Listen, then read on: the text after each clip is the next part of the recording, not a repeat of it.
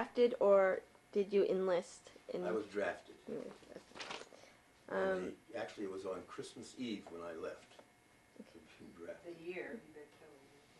the year? The year was 1951 Where were you living at the time? in Stockton. Okay. Why did you join? I didn't join, I was drafted. Okay, was it? Okay. Do you recall your first days in service? Oh yeah, What did it feel like? Well, it was, like I say, I was left home on Christmas Eve, so we didn't do anything for a few days. I just sat around Fort Ord with a bunch of others that were drafted from the Sacramento, Stockton area. We just sat around there for a few days until, I guess after New Year's, they finally decided to get us to join the company and start our basic training. Is this working the way you want it to? What I'm thinking is, why don't Okay, were you drafted or did you enlist? I was drafted. Okay. Where were you living at the time? I was living in Stockton. Why did you pick the service branch you joined? Well, actually, I didn't have any choice. I was drafted into the Army. Do you recall your first days in service? Yeah, I do, because I was drafted the day before Christmas Eve, and nothing happened at Fort Ord where we were sent. We just sat around there for about a week or so after the first of the year when we were finally assigned to a station for our basic training.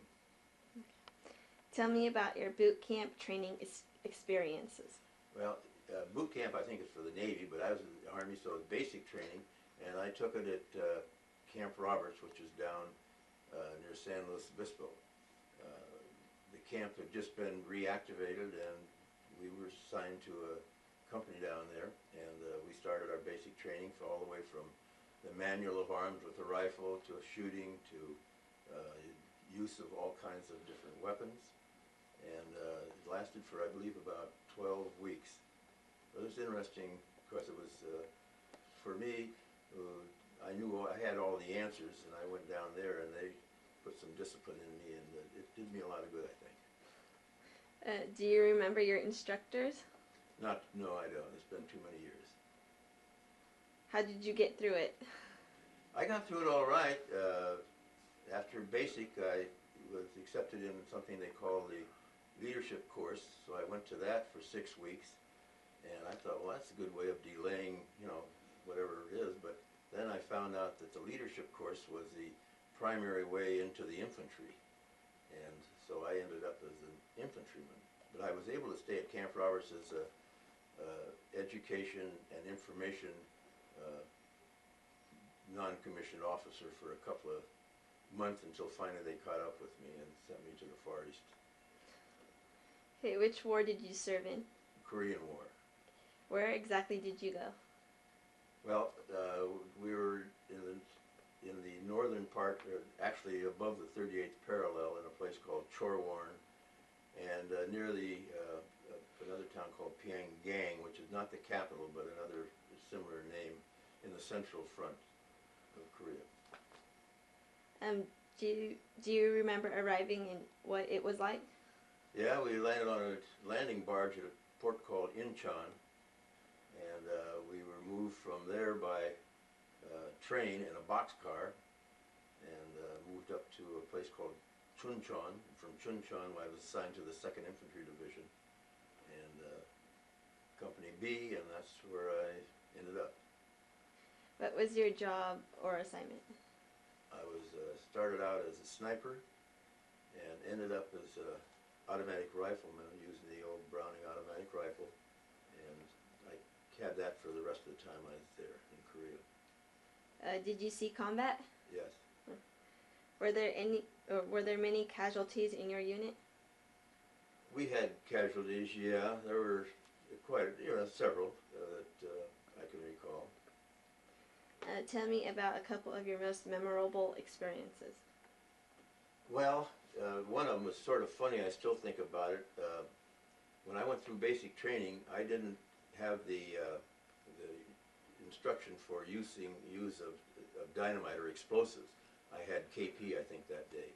So I was up there on the main line of resistance on the front and trying to dig a hole so I could have some protection.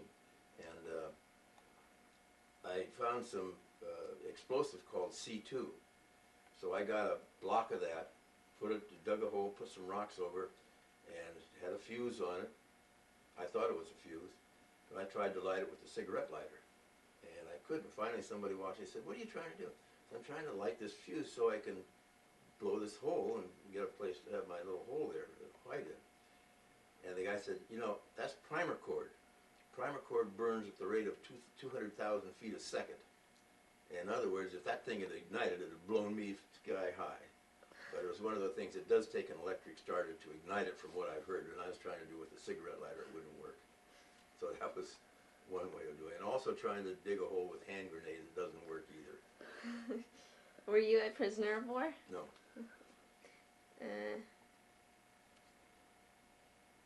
Or you awarded any medals or situations?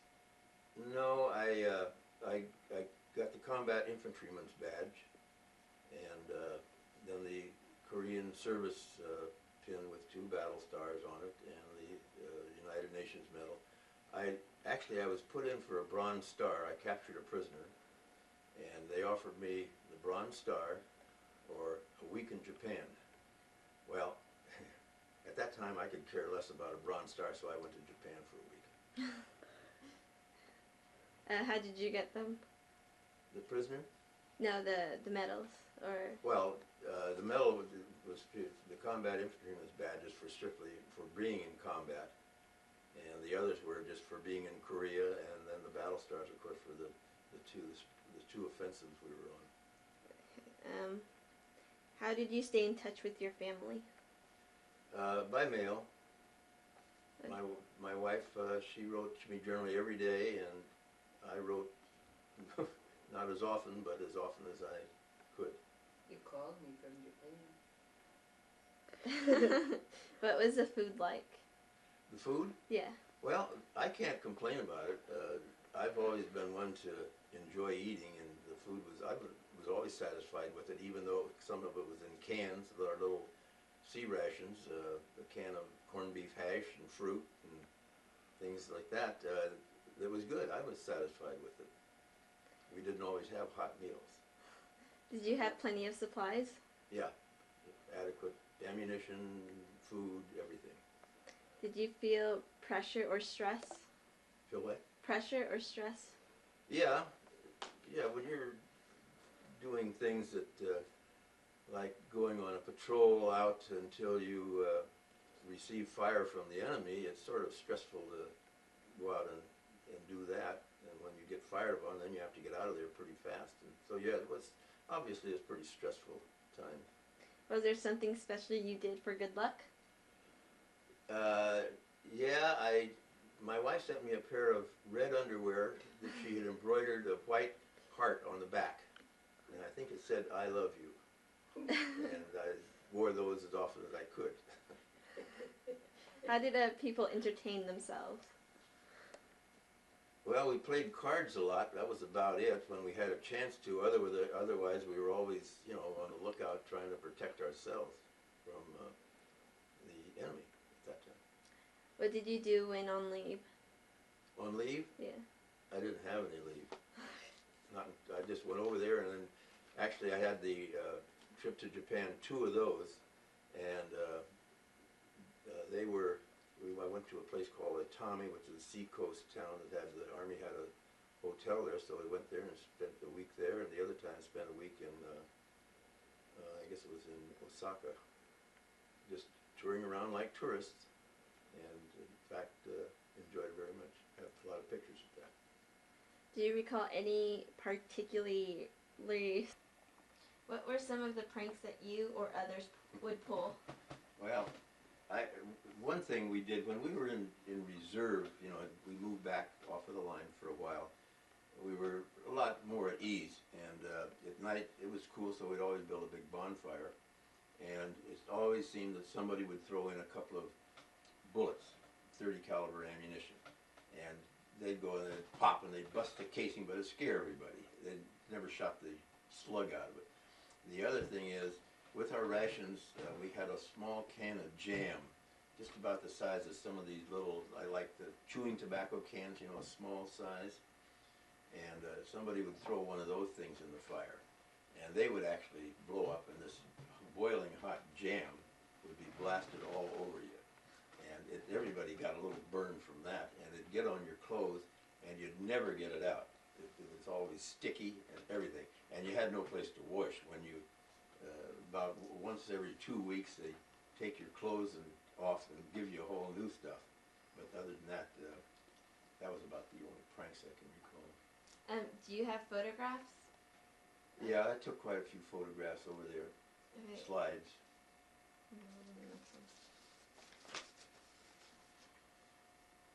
Do you recall the day your service ended? Yeah, I do, when I was in Korea, I remember the day they told me I was coming home. I'll never forget that. And look forward to everybody shook my hand, congratulated me, and helped me get on the truck to head home.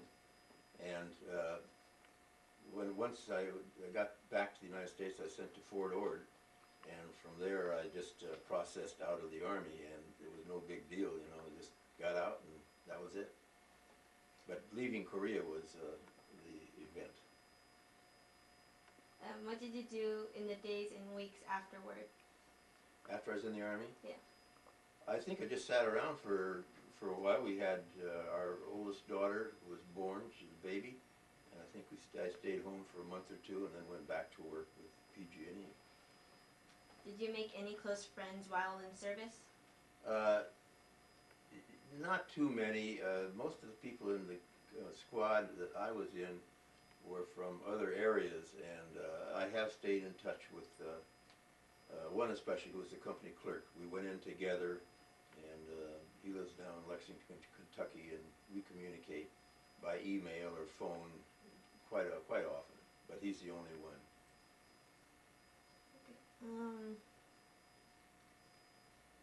Did you join a veterans organization? I joined the 2nd Infantry Division Association, and then the Korean Veterans of the 2nd Infantry Division Association. Those are the only two. What did you go on to do as a career after the war? I stayed with PG&E and worked with them for the rest of my working period, and retired here in Jackson as the area manager. Did your military experience influence your thinking about war or about the military in general? Yeah, I was very supportive of the military.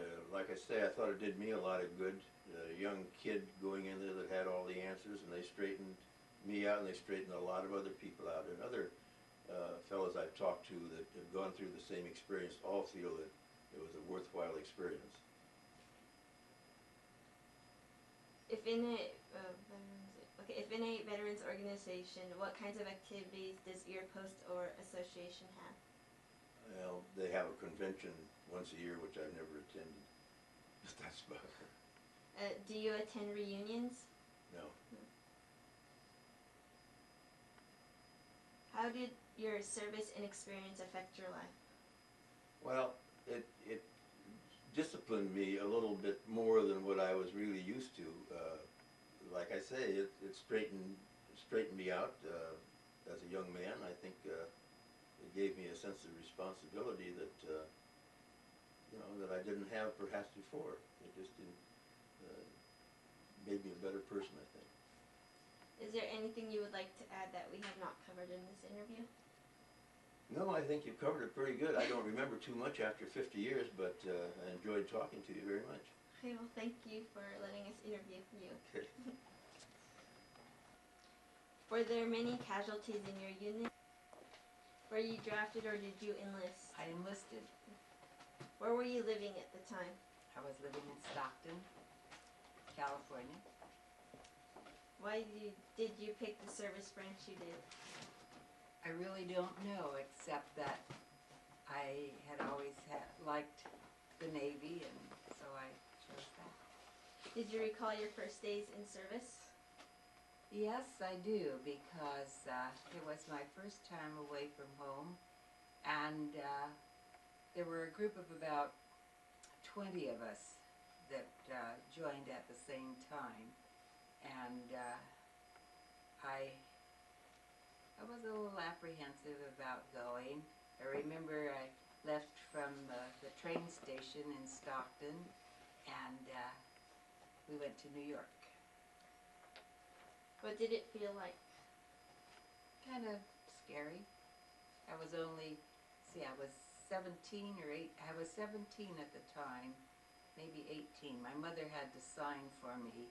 At that time, 21 years was the age of being able to make decisions on your own, so I was young.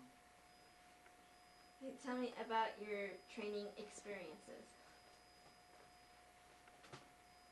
Well, the training I got was after we'd been to boot camp, and I was assigned to a naval air station as an aviation machinist mate. Do you remember your instructors? No. How did you get through it? Okay. Had more mechanical aptitude than I really thought I had, which is the reason I was placed in that unit.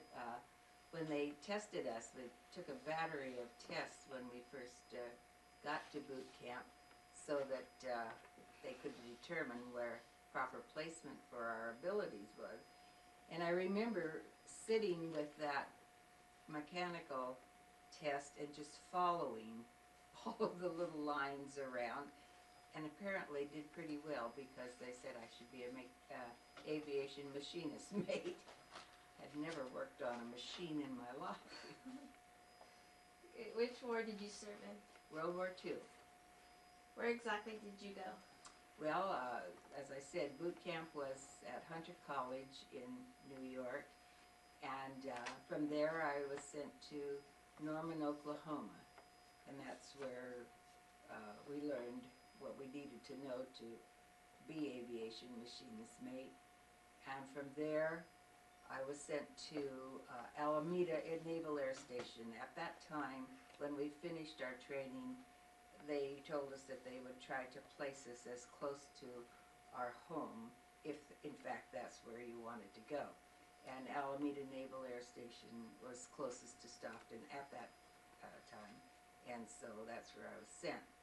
And after I was there, maybe 6 months, openings came up at the Livermore Air Station. And so I got to go to Livermore, which meant I was closer to home. Do you remember arriving and what it was like? Yeah, it was all a new experience. But to think back on specific instances, I don't remember. What was your job or assignment? I was, as I said, an aviation machinist mate, and at first it was just sort of menial tasks. In the 1940s and 50s, spark plugs had to have their points set, and so that was my first assignment, was to sit at a table, and all of the spark plugs that had been removed from planes, the engines that had flown and come back for service, they removed the spark plugs, and we got to reset the timing on them. Did you see combat? No. How did you stay in touch with your family? Well, being so close to home, telephone was the way, but when I was in New York and Norman, Oklahoma, it was by letter. But when I was in Alameda and Livermore, it was easier to phone. What was the food like? Not bad. I don't ever remember being disappointed with it. There were a few things that they served that I didn't really care for, but there was always enough so that you didn't have to always eat everything that is presented. Did you have plenty of supplies? Well, yeah, for the work that I did, there was always ample supply, yeah. Did you feel pressure or stress? I suppose I did. It's been a long time. And as a young woman, yeah, but I never felt endangered. Uh, I think most of us were in the same predicament. Was our first experience away from home, and yet as we got to know each other and found out that there were people who thought the same as you did, and you got to pick your friends. I say that, and so it was. That was comforting, and it wasn't stressful, but there was just the anxiety of being young and being away from home, and that there was a war going on, and new people who were fighting, and it was stressful in that regard. Was there something special you did for good luck? No, I prayed a lot, but I wouldn't call that good luck. I call that faith. How did people entertain themselves? Well, being on a Navy base, there was always plenty of opportunity for theater, and but when we were in the barracks, mostly we just sit around and talk. Probably, I don't remember reading a lot. We did when we were in boot camp, and in Norman we had homework to do, but for the most part we just socialized with. And then when we were in Norman, we were close to the Naval Air Station was close to the town of Norman, so close that we walked into town a couple of times, and I can't tell you what we did, but we just walked into town. Okay, what did you do when on leave? Well, when I was on leave, I went home, and most often I would take a friend with me. But just being away from the base was enough, and we didn't get an extended leave. We maybe had a weekend is all. Where did you travel when in service? Just from Stockton to New York and back to California, with a stop along the way in Norman, Oklahoma. Do you have any photographs? Yes, I do. I haven't dug them out for a long time, but in the beginning I used to look, and still can exchange letters with friends, but over the years we grew apart. We went our separate ways. Do you recall the day your service ended? I don't think anybody would forget that. Yeah, well, when I was at Livermore, VJ Day happened, and that signaled the end of the war for some. I'm sure occupying forces stayed a while, but from then on we knew that we would be going home within a couple of months. Where were you? I was at Livermore, California. What did you do in the days and weeks afterward? Well, one of the girls who lived in Massachusetts stayed for about a week, maybe. She came home with me and stayed with me, but my intent was to return to college. I had left at the end of my sophomore year, and I wanted to go back and finish my education. And let's see, I got out in September, just sort of fooled around, I guess, until the spring semester started and went back to school. Was your education supported by the GI Bill? It was. Did you make any close friendships while in service? Yes, as I said earlier, I did, but as we got back into our pattern of living and got married and started raising families, the correspondence stopped, and I don't communicate with anybody anymore. Did you join a veterans organization? No.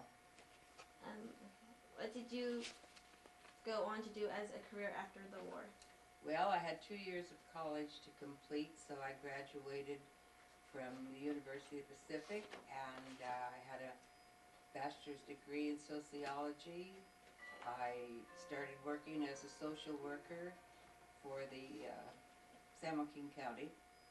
And when I got married, which was maybe a couple of years after that, I became a housewife and loved my career as a housewife. Did your military experience influence your thinking about war or about the military in general? I have a very high regard for the military, yes. How did your service and experiences affect your life? Oh, I'm sure they did. I was pretty naive when I entered the service. I lived I had a very nice childhood and a very supportive family. My mother was typical mom. She didn't let us kids do much around the house. So when I ended up in the service, I had to learn how to make a bed very, very quickly, and I grew up in a hurry. Let's leave it at that. Is there anything you would like to add that we have not covered in this interview? Well, I appreciate you taking the time to get my opinion. I hadn't really thought much about remembering, you know, it's been a long time. And when you asked if you could interview me, I had to stop and think for a while about the good old days. But all in all, it was a good experience. The only regret I ever had was that I had interrupted my education, even though I was able to go back and complete it. But I think if I had continued on, I might not have even gone into the service. You know, there was that possibility. The war would have been over by the time I would have graduated. But what prompted me to join was that on December 7th, it was on a Sunday. The Friday before, we'd all been at a basketball game, running around, carefree, and laughing and having a good time. And Monday morning, when it came time to go back to school after the bombing, it was a whole different atmosphere. There was no more smiling, no more laughing. The fellas were getting ready to go off to service. And it really affected all of us in a way that prompted me to feel that I wanted to do something. If those fellas were going to be out sacrificing their lives, there had to be something that I could do. And when they started recruiting for the Navy waves on campus, I thought maybe this would be the way that I could do something to help. And that's what I did. I have no regrets. Okay, well, thank you for letting Thank us you. interview you.